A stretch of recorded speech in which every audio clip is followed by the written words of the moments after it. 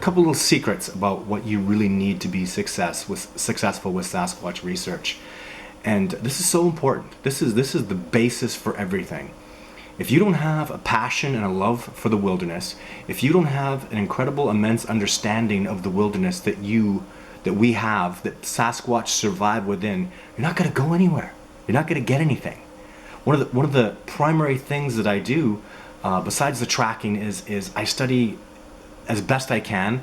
And again, it's kind of like a jack of all. You can't be a master of the elk or the bears or the mountain lions. You just study as best you can, but I really make it a husbandry. And I love the wilderness. I love tracking. I love the species, the plants, the animals, the whole survival aspect of it. The wilderness is just beautiful, and I absolutely adore and love the wilderness. That's one thing anybody should have, that knew me, said that I was retiring from Sasquatch, knew damn well. And I didn't say I was retiring from Sasquatch. I just said I was retiring from all this stuff that's been going on, and that's really the publicity. I will, till I'm a crippled old man, be going back into the wilderness. I love the wilderness. I love the birds. I love all the species. And if you don't have that love, if you don't have that passion, you have nothing similar. You have nothing in common with what I would refer to Sasquatch as the masters of the wilderness. They love the wilderness. They're patient in the wilderness.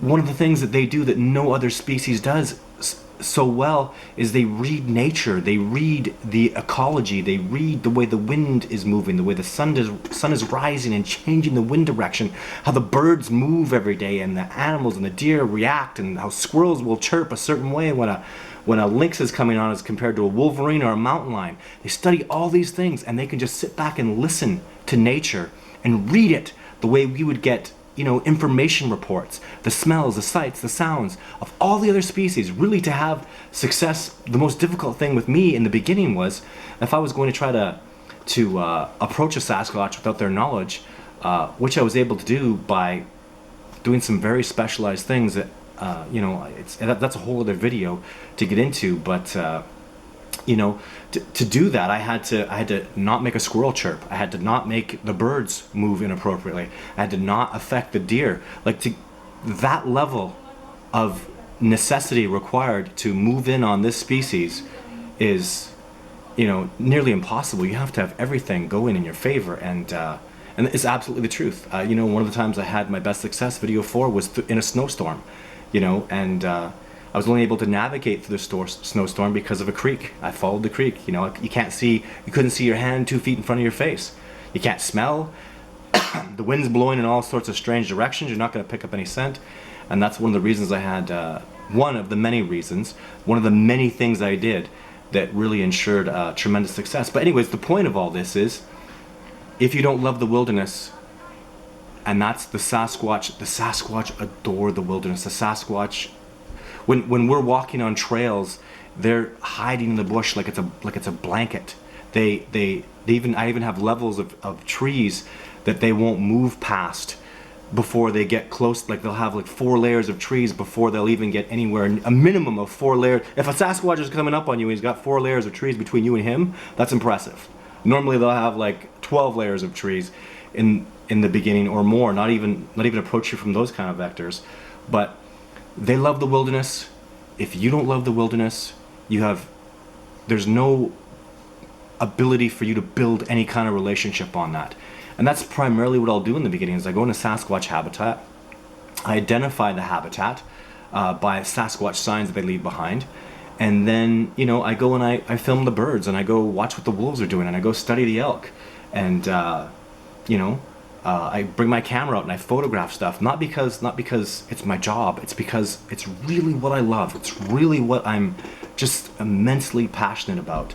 So for those of you that are out there doing Sasquatch research, really, that's step one, is to really do the best you can, learn about the berries, go out in the wilderness and love it and enjoy it and appreciate it. And that's step one to any kind of success with Sasquatch. And if you don't get that, if that doesn't make any sense to you, if you think you could just go out in the wilderness and in a weekend have success, you don't know anything about it's a husbandry. I'll never stop learning. Every time I go out into the wilderness, there's always something new to learn. And even with 20 years worth of hardcore backcountry wilderness experience that I have, it's just the very beginning, and it's just so much. But starts that love, starts the passion. That's the beginning of it all. And you know, if you're going to do this, if you're doing Sasquatch research, if you can't make that kind of commitment, my goodness, I mean, tracking. If you track a species for 5 years, you just really start getting the hang of it and understanding it. Like you go talk to guys who hunt whitetail bucks, man, it takes a long time before you can really get good at it. And I'm talking about whitetail bucks that have a tolerance for civilization, which I found that Sasquatch, similar to what they've learned with the caribou. Caribou have like a 17-kilometer buffer they keep between themselves and civilization, which is in the end essential for their survival. Again, a species I've studied a lot and I really am passionate about. I think they're beautiful and amazing creatures, and it's so sad the way they're being wiped out. But the Sasquatch clearly have that same buffer, have that same, you know, space, and you know, you got to get out there to, you know, you got to be hardcore and you got to go back. It's so much work, and that's what scares me, is who's doing this, who's really getting out there and doing what needs to be done. And yeah, so that's where I am. That's where I'm at. That's why I'm so passionate about this. One of the reasons is I love my life. I love my family. I love my friends, and I go out there and risk that life. Hardcore backcountry, man, you go up the wrong mountain and you're stuck in an avalanche. You go do one of 100 things and get lost. You break your leg out in the wilderness. Forget about it. If you're in the city, in civilization, we're very, very close to advanced life support. I break my leg out in the wilderness, I have to get my ass out, and I'm most likely dead. You know, break your arm, you know, it starts to bleed internally. You're days away from advanced life support. It's so very, very dangerous, and it's so much. You really shouldn't go out in the wilderness alone. It's very difficult. It's very hard on your body, and my gosh, so much I could talk about with that.